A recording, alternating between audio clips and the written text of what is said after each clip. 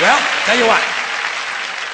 Now, to balance the scale, I'd like to talk about some things that bring us together. Things that point out our similarities instead of our differences. Because that's all you ever hear about in this country is our differences. That's all the media and the politicians are ever talking about, the things that separate us, things that make us different from one another. That's the way the ruling class operates in any society. They try to divide the rest of the people. They keep the lower and the middle classes fighting with each other so that they, the rich, can run off with all the fucking money. Fairly simple thing, happens to work.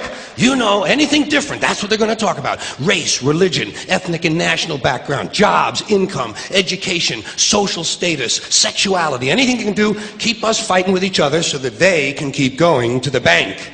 You know how I describe the economic and social classes in this country? The upper class keeps all of the money, pays none of the taxes. The middle class pays all of the taxes, does all of the work. The poor are there just to scare the shit out of the middle class. Keep them showing up at those jobs. So stirring up the shit is something I like to do from time to time, but I also like to know that I can come back to these little things we have in common, little universal moments that we share separately, the things that make us the same. They're so small we hardly ever talk about them. Did you ever look at your watch? And then you don't know what time it is. And you have to look again. And you still don't know the time. So you look a third time and somebody says, "What time is it?" You say, "I don't know."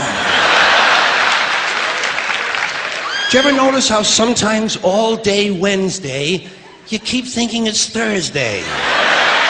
And it happens over and over all day long. And then the next day, you're all right again. Do you ever find yourself standing in one of the rooms in your house and you can't remember why you went in there?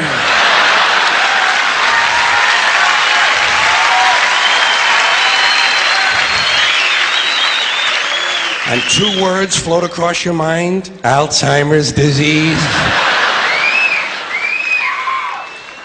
You ever been talking to yourself and somebody comes in the room and you have to make believe you were singing?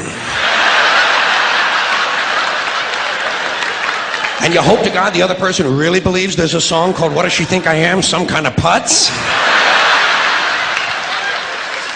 Little experiences we've all had. You ever been sitting in a railroad train in a station and there's another train sitting right next to you and one of them starts to move and you can't tell which one it is?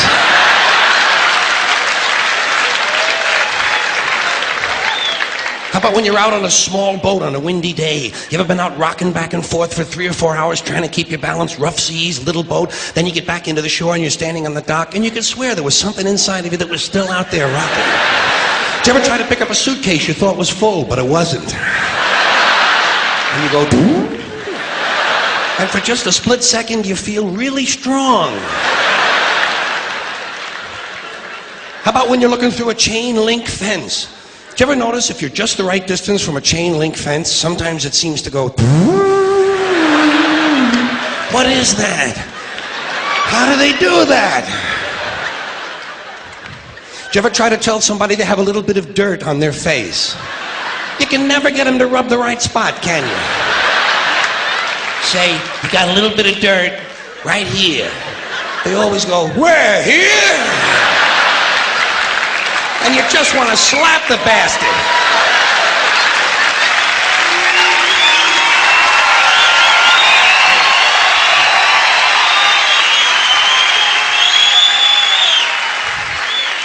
Do you ever notice how awful your face looks in a mirror in a restroom that has fluorescent lights?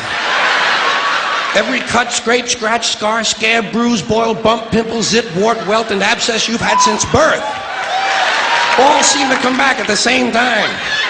And all you can think of is, "I gotta get the fuck out of here!"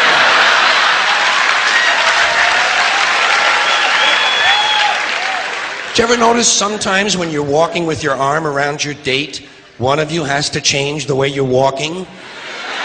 Men and women don't walk the same. One of them has to change. Either the man has to walk like this,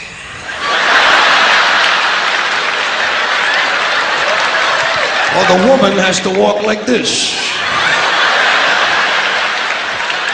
Joey, how are you?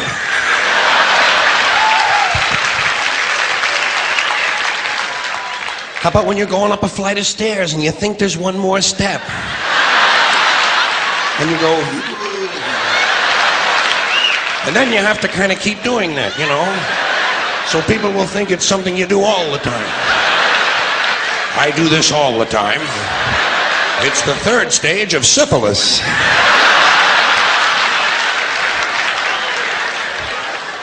Same thing happens when you're going down the stairs. You could swear there was one more step. Holy shit. My hips are in my chest.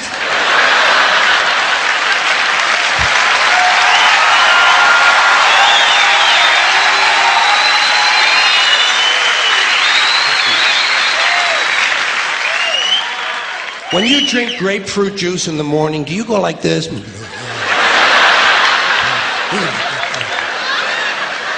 I do too. Why do we drink it? It's like ice cream throat. You know when you've been eating ice cream too fast and you get that frozen spot in the back of your throat, but you can't do anything about it because you can't reach it to rub it? You just have to kind of wait for it to go away. And it does. Then what do? Eat more ice cream! What are we, fucking stupid?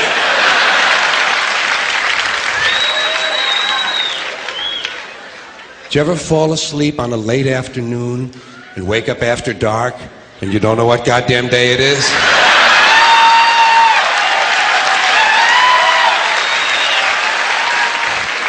Like when you have your head on the pillow. Do you ever notice when you have your head on the pillow, if you close the bottom eye, the pillow is down there.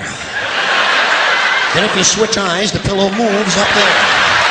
Whoa, holy shit, Dave, look at this. The mystery of the moving pillow. I think it's related to the chain link fence mystery myself.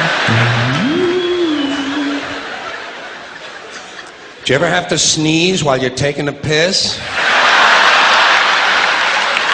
It's frightening, isn't it? It's frightening because actually you can't do it. It's physically impossible to sneeze while pissing. Your brain won't let it happen. Your brain says, stop pissing! We're going to sneeze now! Because your brain knows you might blow your asshole out.